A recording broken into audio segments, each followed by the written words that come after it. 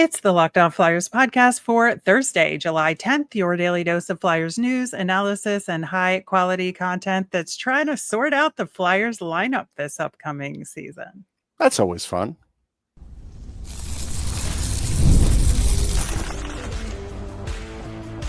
You're Locked On Flyers, your daily podcast on the Philadelphia Flyers.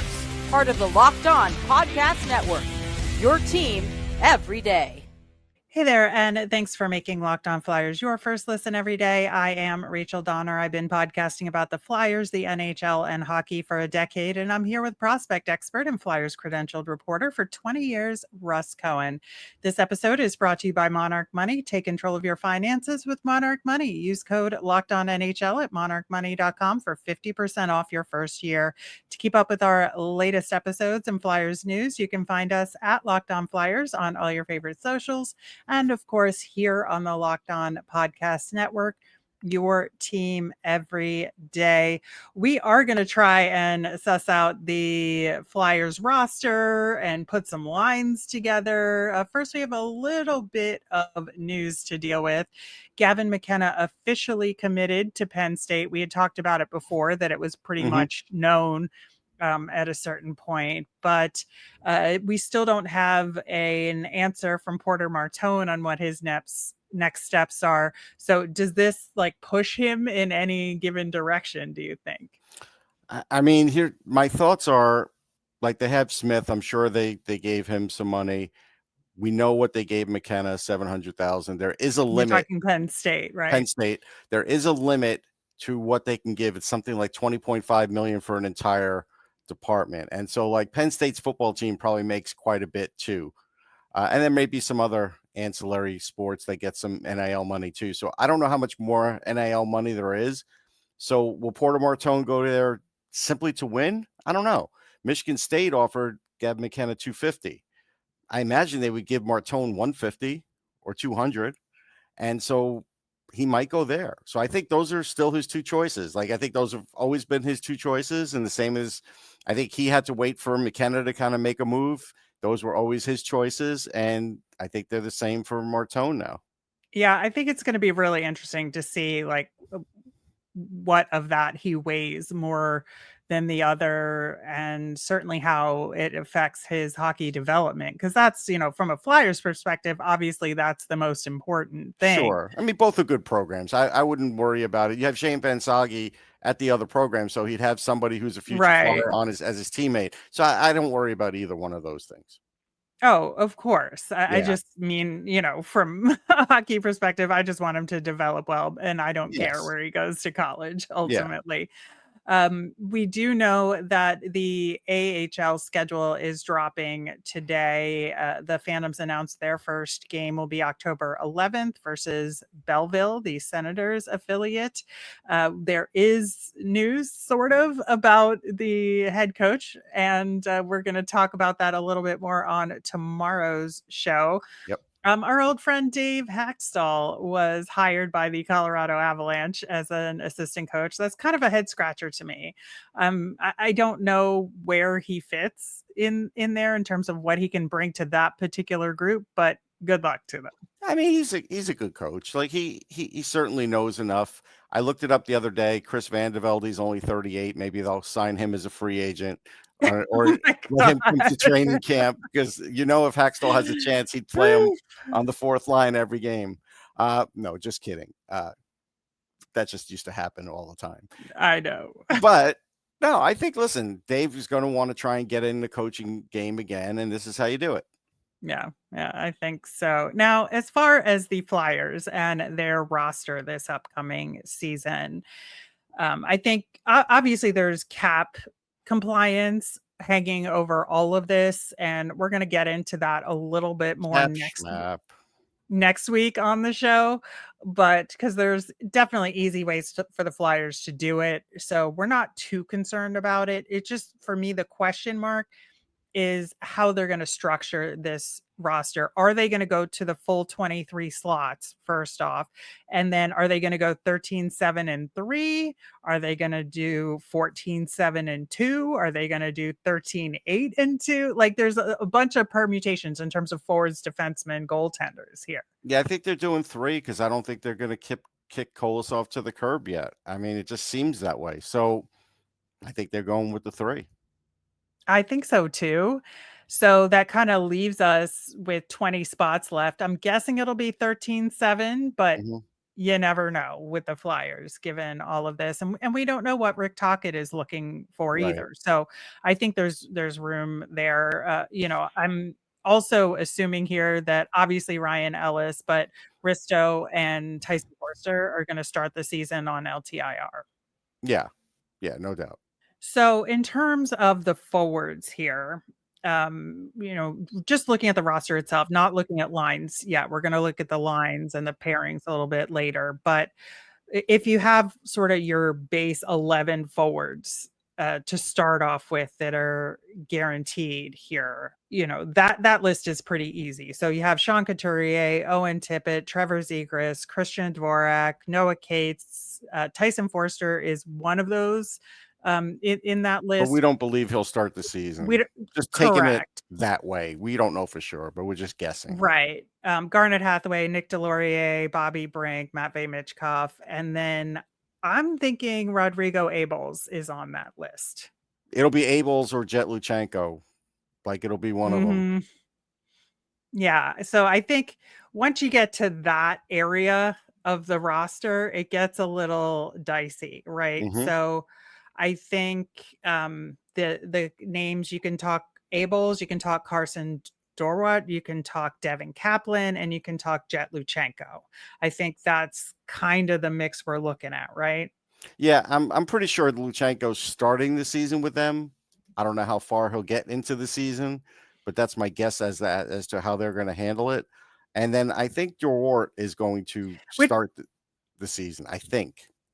Yeah, which is interesting on the Jett Luchanko point, because I honestly did not consider that as part of this scenario here, because I think they tried that last year and we know how it turned out. Yep. And I think, at least to me, it was pretty clear that he wasn't quite ready. Now, with Tyson Foerster being out, are they going to bring him in just to get through the first few weeks of the season here and there and then send him?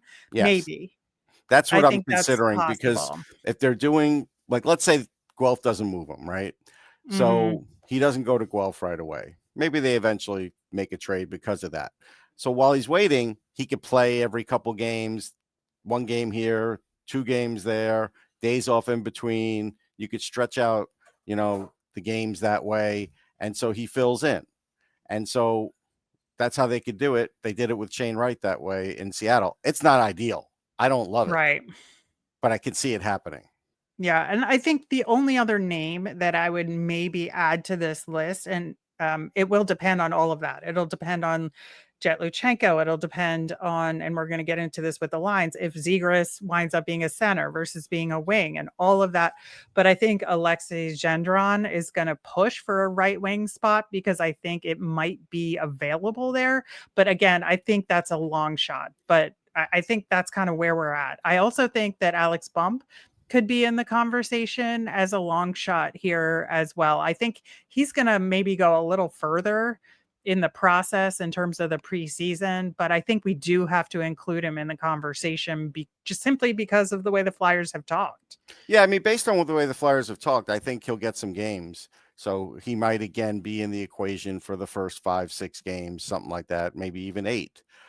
So that could definitely happen. I think Dewart, based on the way things are, even though he's a center left wing, I could see him switching over sides and him playing for a little while, and they're sort of testing him out. He's one of those guys, if you put him in there, he's not going to hurt you. He may not score much, but he's not going to hurt you. He's a smart player. He's speedy. So I think, he could play that role, and then on the 4th line, something like that. We'll talk about lines, but so I think he's going to get that time. Right. So as far as the blue line and what the roster is looking like, I think your top 4 are obviously Sanheim, York, Sealer, and Drysdale.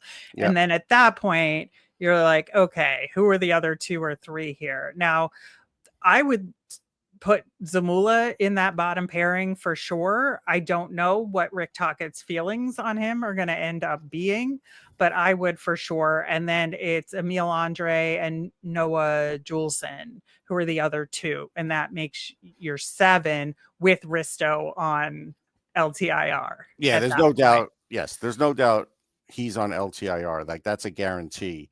So then it's like, I think Andre will have a great shot at making the team. I think that Tocchet will look at his offense and say, all right, if things don't go great on the power play, he gives me another option, and definitely an option on power play 2. If, like, for some reason Jamie doesn't look good on the power play, or he tries Cam York and he doesn't look good on the power play, like these things have happened before. So I think that's sort of how that's going to go. And then, I think Juleson, based on him having a history with Tocchet, has a chance of playing. Right, but I would see him more as the 7 in my world, but I think that's kind of what we're looking at. And then Dennis Gilbert is like the extra that is going to play in Lehigh Valley. That's going to be a call-up option. And then Bonk will have an outside shot with as most likely a late season or post-trade deadline opportunity kind of call-up. Yeah, see, because Juleson's a righty, so they could go righty-lefty with him and Andre, and it's not a problem. Yeah, right. Exactly. And then the goalies we kind of talked about, but it's Urson, Vladar, and then Fedotov, Kolosov. One of those 2 is going to the AHL, and the other one is probably going back to Russia, and we'll see what happens. I think Kolosov, for whatever reason, will be staying for a while until they could either move him or just play him once in a while. And then I think Fedotov is going to start in the AHL. That's what I think will happen. All right. Well, we'll get into our lines and pairings, starting off with the forward lines coming up next. Ever wish managing your money felt easier? With Monarch Money, it can. Whether you're growing your savings or planning or a big purchase, Monarch puts you in the driver's seat. It's like having your own personal CFO, giving you full visibility and control over your finances. Monarch Money is more than a budgeting app. It's a complete financial command center. You can track all your accounts, investments, and spending in one place. So in addition to managing your money, you're building your wealth. The thing I love about Monarch Money is it helps you keep track of the day-to-day and reduce unnecessary spending on things like takeout, but also helps you plan and budget for big purchases like a new car or a house all at the same time. Take control of your finances with Monarch Money. Use code LOCKEDONNHL at monarchmoney.com for 50% off your first year. That's monarchmoney.com, code LOCKEDONNHL for half off your first year. All right. On tomorrow's show, we are going to talk about John Snowden and the Lehigh Valley Phantoms. Hopefully, we'll have a schedule by the time we record to talk about. And we will have our poll results on Flyers prospects making an impact on the team. We are excited to get to those as well, plus so much more. Now, for the forward lines, again, I did not consider Jett Luchanko in this, I did as here he is, here he isn't again, like that kind of guy. Right. What I did consider was without Foerster and with Foerster and with Zegras at center and with Zegras at wing. So taking a look at Trevor Zegras playing center without Foerster, because let's just assume we're going to start the season without him. To me, your centers then are Zegras, Sean Couturier, Noah Cates, and Christian Dvorak in that order, just because of that's the way it has to be given who these people are, right? I think they're going to start the season that way for the first 20 games. Right. I would assume so as well, because the other aspect is that I think we have to make the assumption that they're going to try Trevor Zegras at center with Matvei Michkov on the right wing for a little bit of time. I think they are. Now, I think the chances of it did go down a little bit with the Foerster injury, because I think that affects things enough that maybe they're going to want to have a little bit more of a stable line there for Michkov to start off with, and maybe put him with Sean Couturier instead.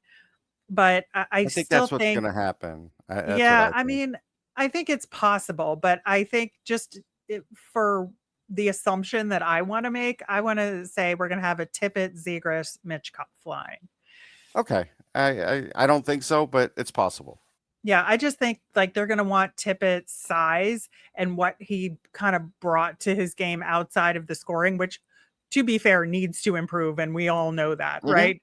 But I think that maybe Mitchkov and Zegras can help that a little bit, while Okay. Tippett can help balance, like in terms of having that size and being a little bit of a hitter out there with those two. And that was my logic. So you're taking Brink out of the top 6 now. No, Brink's in with TK and Coots on line 2. Oh, okay. That's line 2. Mm-hmm.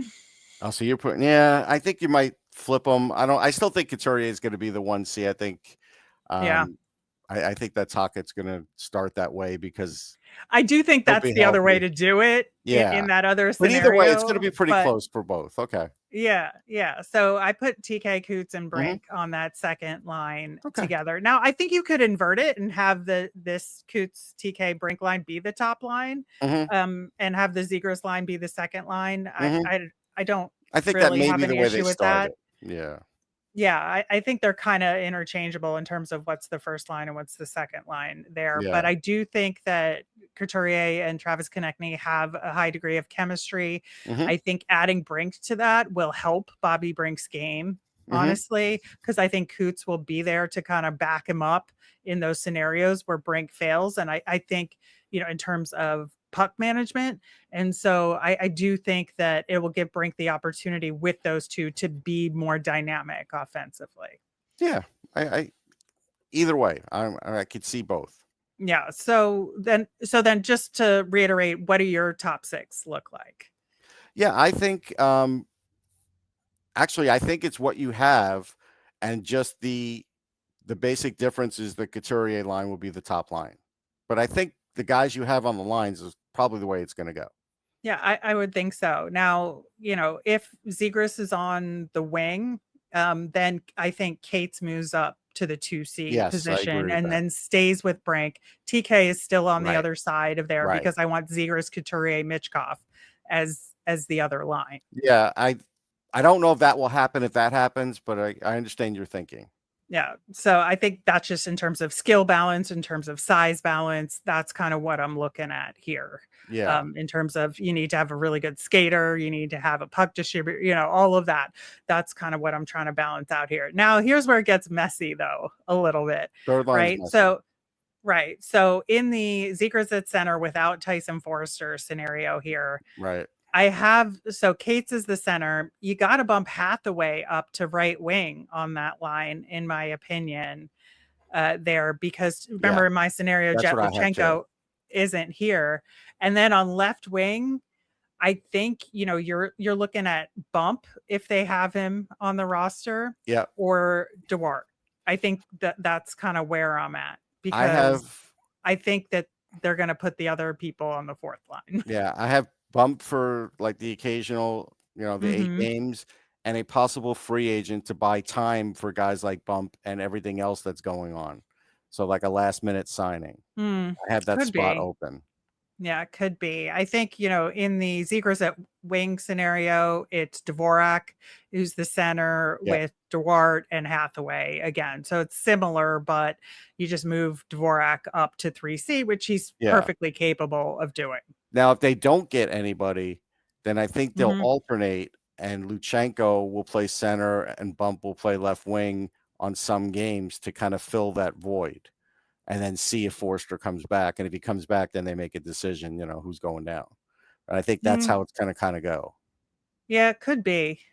Could be. I think, for me, the other option there for the fourth line then becomes Abels is at center if Zegras plays at wing. Other Mhm. other than that, he's on the left wing with Dvorak as the 4C. Mhm. And then you have whoever at right wing, whether it's Kaplan, whether it's Delorier. It's I think Delorier when he's when playing, it's yeah, Dewart when he's not, or you switch yeah. DeWart and Cates. I don't think Cates matters which wing he plays. So you may let DeWart play Not left. Cates, Kaplan. Kaplan. No, I don't know about Kaplan. No, I think at some point, I think if you had the young guys in there, you still could put in Cates on the fourth line as a fill-in for a game or two. I do. I don't think it matters that much. Because for me, in this scenario, though, where Zegras is at center and there's no Tyson Foerster, Cates is your 3C. But Abels could play center. Like they could both play center. I don't know if Abels is good on the wing. See, Cates is a better winger. Possibly. But it's one or the other. Yeah. But I mean, at some point, like you're not going to put Bump on the fourth line, but I could see, someone like Cates being on the fourth line for a game or so, because that's what they have to do to get the young guys in the right situations. I could see that. It wouldn't be, and that's why I have Bump in on the third line on the left wing, but not in any of the fourth line scenarios because it's third wing, it's third line or nothing. Luchanko, it's third line or nothing for him too. Yeah, I would say so. If he's part of the equation. Yeah, I don't know how many games Delorier plays. Like, again, if they do come up short on money because they have to buy somebody, maybe they buy him out last minute. I don't know what the date is for the final buyouts. Like, I don't know. I think if Foerster comes back relatively soon for whatever reason, I think what you're looking at, assuming Zegras then is at C. Yeah. So you have Tippett, Couturier, TK, Foerster, Zegras, Michkov, and then Bump or DeWart on the left wing with Cates and Brink, and then Delorier, Dvorak, and Hathaway. Yeah, and I think, you would sprinkle in Luchanko for a little while. Yeah, I think you could do that. I think that's probably what happens. And then they make a decision on him and Bump, after a while. Yeah. So we'll see if we're right. We'll see what happens. In the meantime, we have blue liners and goaltenders to discuss, and we are going to get into that coming up next.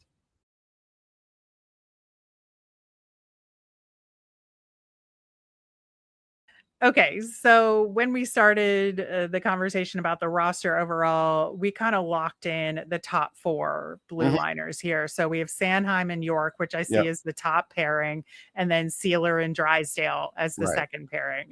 Are we good here? Locked in. I don't think there's any change with that. I would be so surprised either. If there was, yeah.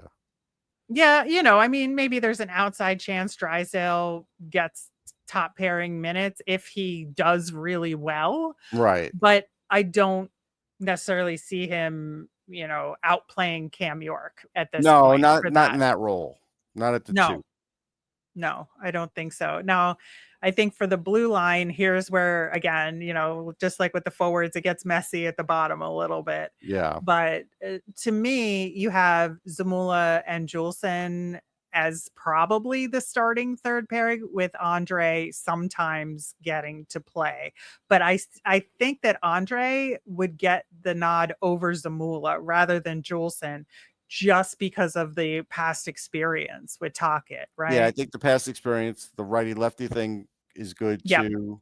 I think those two things play into it. And then, if all of a sudden Zamula starts losing some playing time, then he could be a trade piece at some point.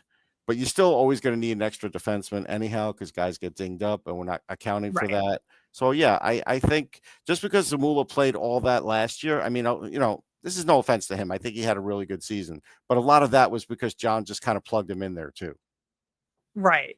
But I think that helped his game, to be honest, where he kind of got ignored to some degree, where he was just there and doing his thing. And I think he sometimes played really, really well, and sometimes he didn't. But I think that helped him a lot. So I honestly, he's going to be one of the most interesting aspects of the Flyers blue line.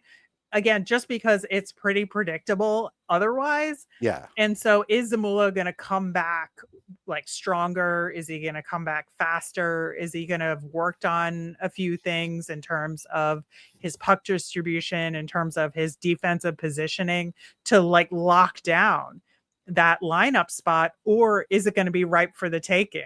And I think that's going to be a huge factor in these decisions. If Zamula comes in looking better, then Andre's in trouble. Like he's just gonna get sent down. Right. I think so. Now, Andre could do the same thing, right? Andre could Sure. come back and have button things up and Hmm. not cough up the puck as much as he does. I think, there's other things in terms of his maneuverability, in terms of how he gets back. He has Hmm. to get back more effectively. I don't necessarily think faster. He just has to drive the No, I don't. play Yeah. a But I little think, bit better when he's back yeah, checking, but I think whichever one of them comes back in a better spot is going to have the advantage. I think if we're being realistic, though, Zamula probably has the better chance of doing what you're just saying because he has more NHL experience. Yes. And so, like, Tockett's He's going to also got recognize. the size. He does. And Tockett's going to recognize both those things. And if that's something where he's looking for that because York's not the biggest guy and Drysdale's not the biggest guy, then maybe that's going to work out that way. Right. And I think, on the off chance they decide to carry a defenseman, Gilbert is the one that's going to get that spot. Right. Again, with an outside chance / late season option for Bonk, depending on how he's doing. But I think, Or you Helge know, Grimes. yeah, could be. Could be. I'm not gonna I I'm not gonna say he's out of that yet.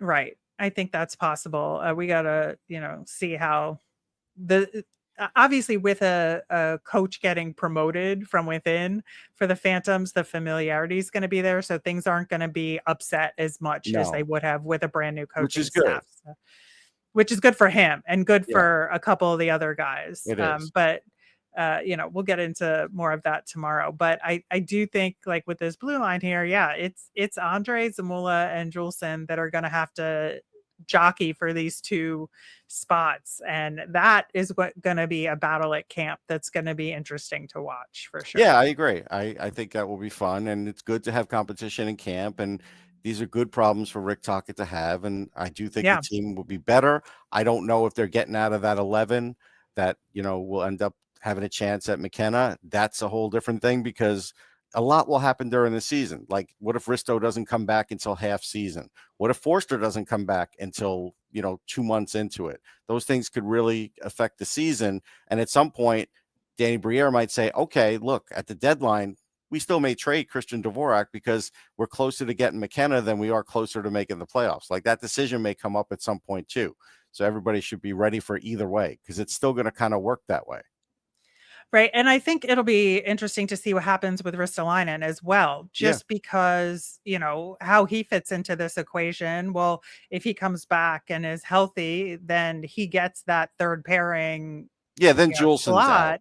Then Juleson's out, right? But will Zamula be out? And will it be Risto Well, and no, Juleson? because Even though the handedness is wrong, I don't know what Tocchet's going to do. I think to start, you would play, you would keep Zamula because he's familiar with all these guys, Right. and Risto. Right. Risto just coming that's back. what I think. Yeah, but just coming off an injury. Do you want him to play with someone he doesn't know? no. So maybe Juleson don't. sits for a little while till he sees how that works. Yeah, I mean, that's certainly what I would do, and that's what I have in front of me on my, rough sketch here for when Risto comes back. But, who knows what the season is going to be like at that point, and if and when he comes back. And then, just like Dvorak might get traded, Risto might get traded at the deadline too, Well, I if think he's he healthy. Will. If he's healthy, he's getting traded. He'd have gotten traded last year if he was healthy. Like, he's getting traded. I think that's pretty obvious. So, and he probably knows that. So they're, it's going to happen. But if he's not healthy, then it can't happen. And it's just one of those things. And it's bad luck for the Flyers. Yeah, I think so. But I think, these kind of bottom six / bottom defensive pairing camp battles are, especially in the context of a new coach, are going to be really interesting to watch because the expectations are going to be different. Now it's still like play hard, do everything right, dot your I's, cross your T's, just like it would be with any coach. But in terms of the style of play, in terms of the perceived chemistry, I think is going to be differently interpreted by Rick Tocchet. And so I think those are going to be factors as well. I mean, he's still going to lean on the top four heavily. So like the bottom pairing guys are getting 10 to 12 minutes. Yep. I think so too. But and then obviously with the goaltenders, we've kind of already sussed that out a little bit, but we'll Except see. we don't know who the number one really is. We're pretty sure it's Urson, but you don't know. I mean, you have a new coach, so you really don't know. He has nothing. He has, as far as for Urson, to him, probably doesn't mean as much other than, yes, they told him he's probably the better goalie, but he's going to be like, well, let's look at this kid Vladar. I don't know. I've faced him a lot in the West. So like that could be a fresh decision, regardless of what the other people say, including the goalie coach. Like, Rick may have a different feeling. Yeah. And, as we've said, we think Urson's good for 50 to 55 games. Most likely. Somewhere in that range. And so Vladar would be responsible for the remainder ostensibly. Well, I mean, for some other goalies for the 80% and then Kolosov getting, 4, 5, 6 games, something weird like that. Yeah. So that is our prediction as of now. Be easier than this. I just want to say this as a broadcaster, this should be easier, not harder. Right. Well, and I do think, again, to the point I just made with Rick Tocchet coming in, it's a little harder to predict just because he's an unknown factor with this group of players. I think once we get into camp and even get like 1 or 2 preseason games, then we'll have a better idea. We'll have a much, much better idea of what this is going to look like. We could be completely wrong. Like he could mix things up 100%. We just don't know. We do not, but that's the fun in playing this game of trying to predict it. And that's why we did it. And I think we did a pretty good job based on what we know now. But if you think differently, let us know. We're happy to react to your version of the Flyers lines. And you can let us know via email at lockedonflyers@gmail.com, comment on our socials at LockedOnFlyers, or over on our YouTube channel. I'm Rachel. I'm on Blue Sky and Twitter at @Arbiriam. That's RMIRIAM. I'm Russ. I'm at Sportsology on the same socials, SPORTSOLOGY. Thanks for making Locked On Flyers your first listen today. For your next listen, check out the Locked On NHL podcast. There's no off season. It brings you the daily league-wide stories that matter most with local coverage you love from Locked On. Find Locked On NHL on YouTube or wherever you listen to podcasts. Have a great day, everyone.